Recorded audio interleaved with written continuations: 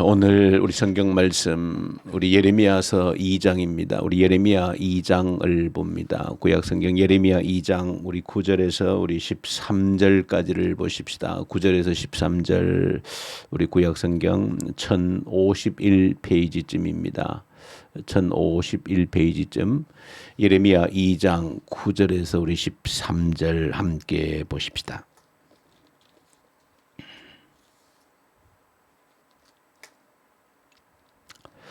그러므로 내가 다시 싸우고 너희 자손들과 싸우리라. 여호와의 말씀이니라. 너희는 기띔 섬들에 건너가 보며 게달에도 사람을 보내 이 같은 일이 있었는지를 자세히 살펴보라.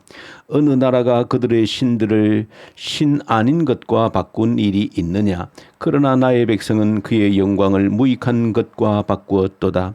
너 하늘아, 이 일로 말미암아 놀랄지어다. 심히 떨지어다. 두려워할지어다.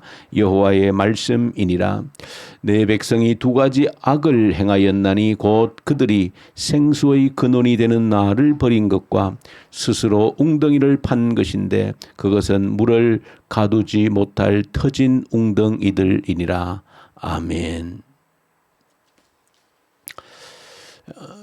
우리 예레미야서를 우리가 지금 함께 묵상합니다. 예레미야서 1장은 예레미야가 하나님께 부름을 받는 그 과정, 소명장이라고 하는 그 내용들이 기록되어져 있고, 이제 2장부터 본격적인 사역이 기록되어져 있는데, 특별히 예레미야는 그 별명을 하나 가지고 있는데, 그 눈물의 선지자다, 그러한 별명을 가지고 있습니다. 눈물의 선지자. 눈물 흘리지 않고서는 선포할 수 없는, 또 전달할 수 없는 하나님의 말씀을 받았기 때문에 그의 별명이 참 눈물의 선지자다.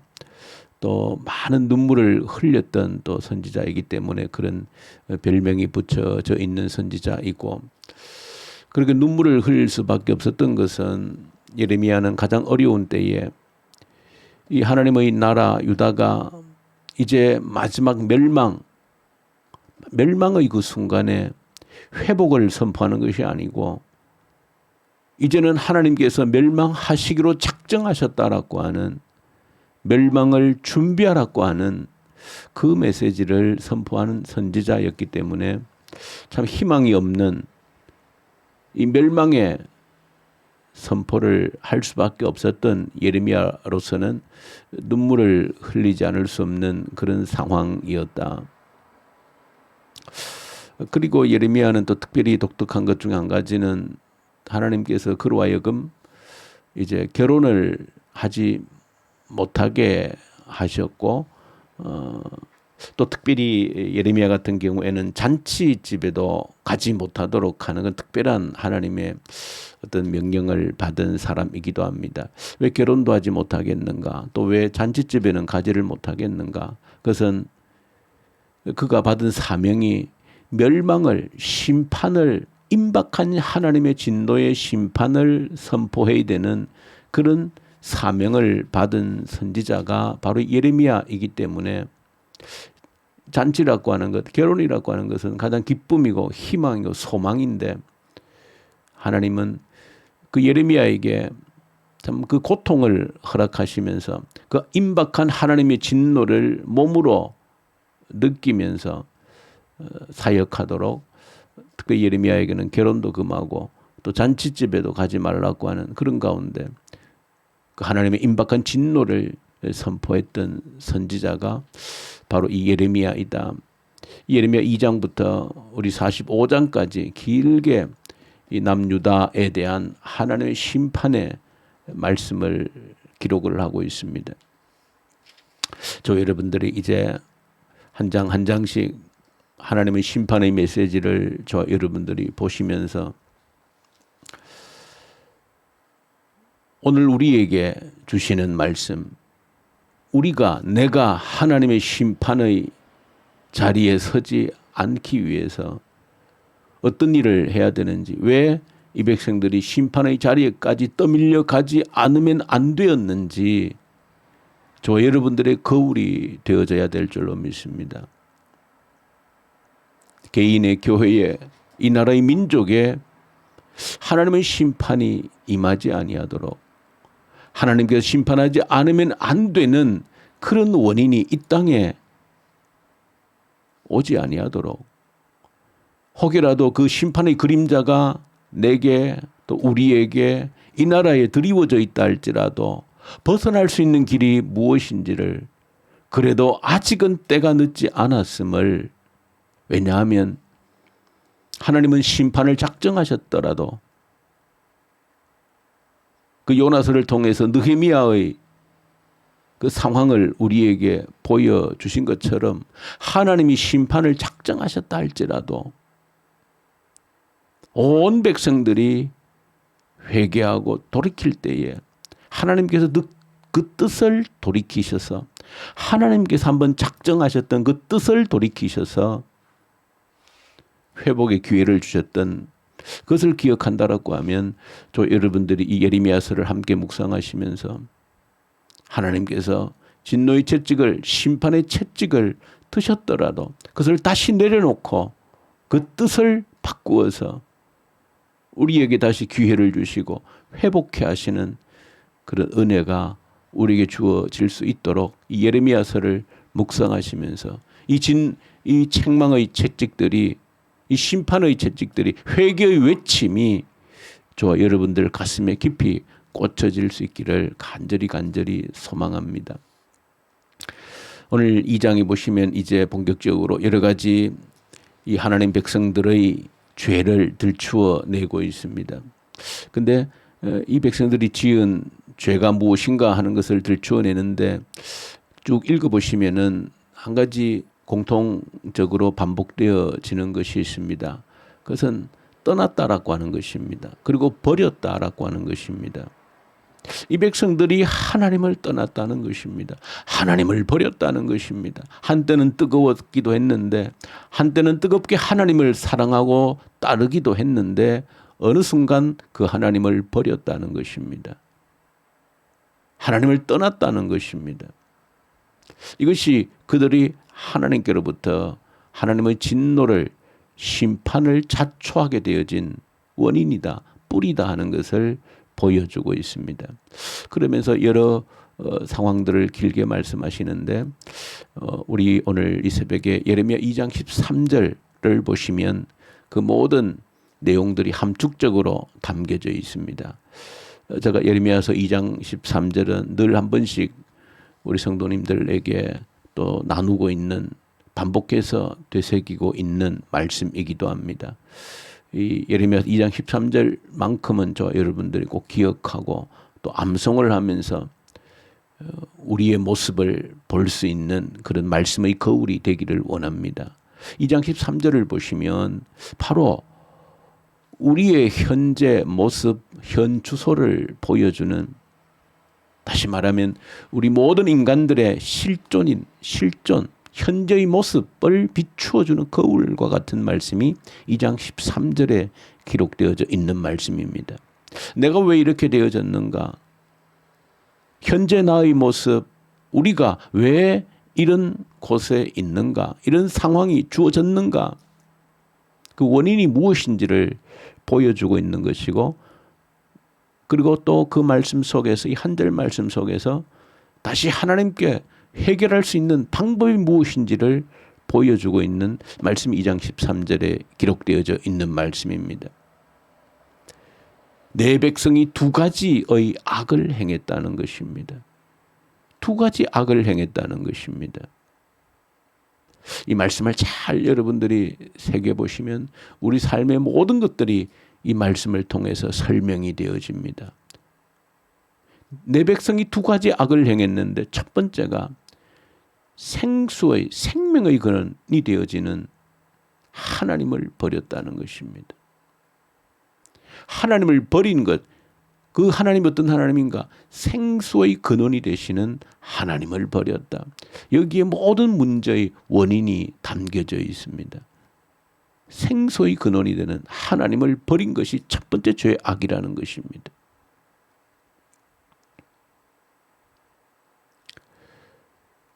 그 하나님을 생수의 근원이라 그렇게 표현했을 때 생수라고 하는 것은 상징적인 표현이면서 모든 우리 삶에 필요한 모든 것들을 의미하는 상징적인 표현입니다. 우리 사람이 살아가는 데 필요한 모든 것, 그것을 생수라고 표현한 겁니다. 그러니까 하나님을 어떤 분이냐? 생수의 근원이다. 그렇게 표현을 한 것은 우리 사람에게 필요한 모든 것이 누구에게로부터? 하나님께로부터 온다라고 하는 것입니다. 우리 사람에게 필요한 모든 것이 하나님께로부터 흘러나오는 것이다.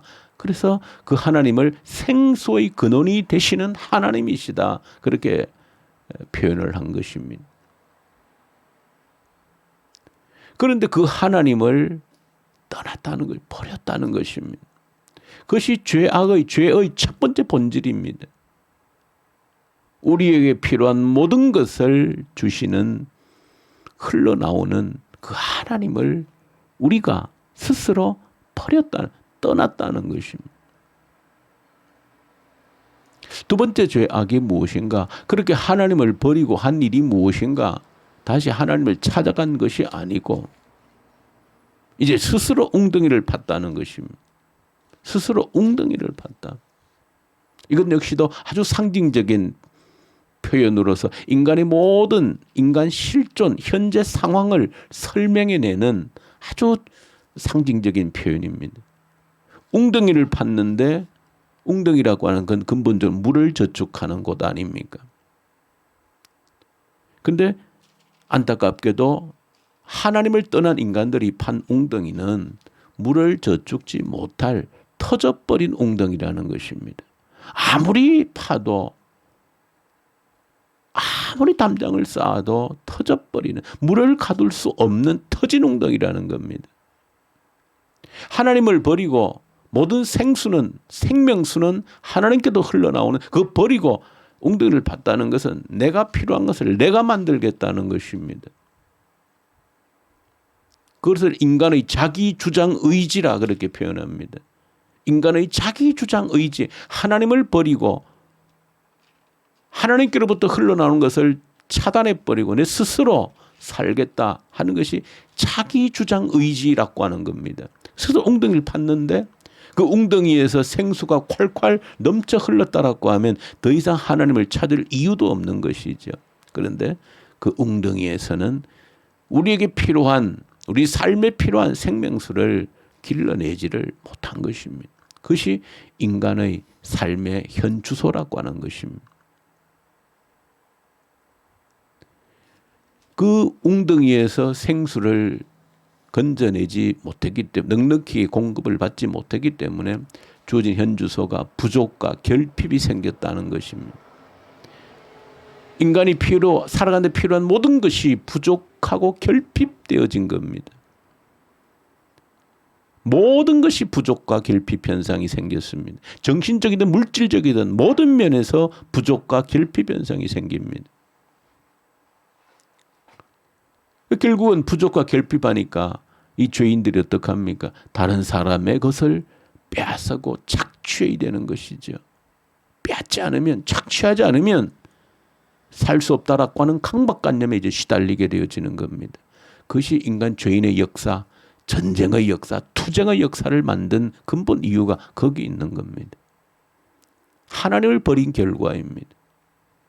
하나님을 버린 결과 모든 부족과 결핍, 인간이 왜 질병에 걸립니까? 그건 역시도 부족과 결핍의 현상입니다. 궁극적으로 인간은 모든 결핍과 부족에 시달리다가 물질적으로 정신적으로 부족과 결핍에 시달리다가 그 결말이 이제 죽음에 이르게 되어지는 겁니다. 우리에게 닥친 죽음이라고 하는 것이 바로 부족과 결핍의 결말이 되어지는 것입니다. 그러니까 하나님을 버린 결과 그렇게 되어졌다. 하나님을 버리고 스스로 웅덩이를 판 결과가 그렇게 되어졌다. 그 속에 이제 해답도 포함되어져 있는 겁니다. 하나님을 버림으로 인하여서 주어진 결과이기 때문에 그 어떤 다른 것으로 이 문제를 해결할 길은 없습니다. 오직 다시 하나님께로 나아가는 길 외에는, 하나님께로 다시 찾아가는 길 외에는 이 상황을 벗어날 길이 없다. 예수 그리스도를 통해서 다시 하나님께로 나아가는 생수의 근원이 되시는 모든 생수를 우리에 공급해 주시는 하나님께로 다시 나아가는 것 길 외에는 다른 길이 없다. 여기에는 어떤 인간도 이 땅에 태어난 어떤 인간도 예외가 될 수 없다. 그것은 죽음이 어떤 인간에게도 예외 없이 찾아온다는 것으로 증명이 되어지는 겁니다. 결핍 부족의 결말이 죽음인 것입니다. 죽음을 모두가 피해갈 수 없다는 것은 이 말씀에서 피해갈 수 있는 자 단 한 사람도 없다는 것입니다. 부족과 결핍을 해결하지 못하기 때문에 결국은 죽는 것입니다. 이 죽음을 해결할 수 있는 유일한 길은 하나님께로 돌아가는 것 외에는 우리에게 구원의 길이 없다 하는 것이 이 예레미야서의 선포이고 이 2장 13절 한 절 말씀 속에 그 모든 내용을 함축해서 담고 있습니다. 우리 자신을 살피고 누구에게라도 인간의 우리의 현 주소를 정확하게 가르칠 수 있는 또 살아갈 수 있는 우리가 다시 회복할 수 있는 길이 무엇인지까지 정확하게 우리가 알고 전할 수 있는 저 여러분들 되어질 수 있기를 간절히 소망합니다. 우리 주님 아버지 감사합니다. 하나님을 버린 결과가 무엇인지를 정확하게 깨달아 아는 저희들 되게 하시고 우리의 모든 고통의 원인이 무엇인지를 정확히 깨달아 알게 하시고 구원의 길이 어디 있는지를 정확히 깨달아 알고 모든 사람들에게 밝히 이 사실을 선포하고 전할 수 있는 저희들 되게 하시옵소서. 예수님 이름으로 기도 올려드립니다. 아멘. 하늘에 계신 우리 아버지, 아버지의 이름을 거룩하게 하시며 아버지의 나라가 오게 하시며 아버지의 뜻이 하늘에서와 같이 땅에서도 이루어지게 하소서. 오늘 우리에게 일용할 양식을 주시고 우리가 우리에게 잘못한 사람을 용서하여 준 것 같이 우리 죄를 용서하여 주시고 우리를 시험에 빠지지 않게 하시고 악에서 구하소서. 나라와 권능과 영광이 영원히 아버지의 것입니다. 아멘. 주신 말씀 가지고 간절히 우리 주님께 기도 올려드리십시다. 우리 자신을 설명을 하고 모든 사람들에게 설명을 하고 선포할 수 있는 저희들 되게 해주십시오. 구원의 길이 무엇인지를 선포할 수 있도록 도와주십시오. 이 나라를 이 땅의 지도자들을 간절히 올려드리십시다. 하나님을 두려워하고 나라를 위해 자신의 생명을 던질 수 있는 그런 지도자를 우리에게 허락하시옵소서. 북한 땅을 긍휼히 여기십시오. 특별히 기근으로 인하여서 수많은 사람들이 기근에 헤매이고 있다고 하는데 하나님 더 이상 참지 마시고 저들에게 은혜와 긍휼을 베푸시고 참자유 복음의 자유를 다시 한 번 더 허락하여 주십시오. 악한 정권이 속에 소멸되어서 저 땅의 백성들을 고통 가운데서 건져 주시옵소서. 간절히 주님께 기도로 올려드리십시다. 이 코로나 앞에서 좌절치 않고 이 코로나 주신 하나님의 뜻을 헤아리고 우리의 믿음을 견고히 다지는 기회가 되게 해 주십시오. 그리고 우리 교회를 위해서 기도할 오늘 특별히 하프 기도를 올려드리십시다. 우리가 붙들어야 될 가장 중요한 약속 성령님을 보내어 주시겠다라고 하는 그 약속입니다. 성령의 충만한 임재가 우리 가운데 일어나게 하여 주십시오. 그 성령 충만한 임재를 통해서 대각성 회개운동이 일어나게 하시고 그를 통하여 하나님의 놀라운 역사 부흥을 경험케 하시고 그로 말미암아 우리의 다음 세대 미래를 준비하는 기회가 되게 하십시오. 간절히 우리 하프 기도를 위해서 기도 올려드리십시다. 그리고 우리 선교 현장에 있는 선교사님들 특별히 우리 터키, 이집트, 인도에 있는 우리 선교사님들 말씀과 성령으로 충만케 하시옵소서. 우리 기도하고 또 특별히 오늘 우리 정수자 집사님 위해서 또 많이 기도해 주시면 좋겠습니다. 이제 병원에서 퇴원을 했습니다. 그것은 이제 또 집에서 편안히 주님의 또 부르심을 받기 위해서 집에 퇴원해서 이제 계신데 하나님 은혜를 부어주시고 정말로 평안한 마음으로 주님 만나고 주님 나라 가실 수 있는 길을 열어주십시오. 기도하고 오늘 오전 10시에 이제 함께 가서 또 예배를 드리려고 합니다. 또 기도해 주시면 좋겠습니다. 우리 선교사님들 위해서도 간절히 기도하십시다. 터키 이집트 인도에 있는 우리 선교사님들 간절히 주님께 올려드리십시다. 우리 기도하십시다.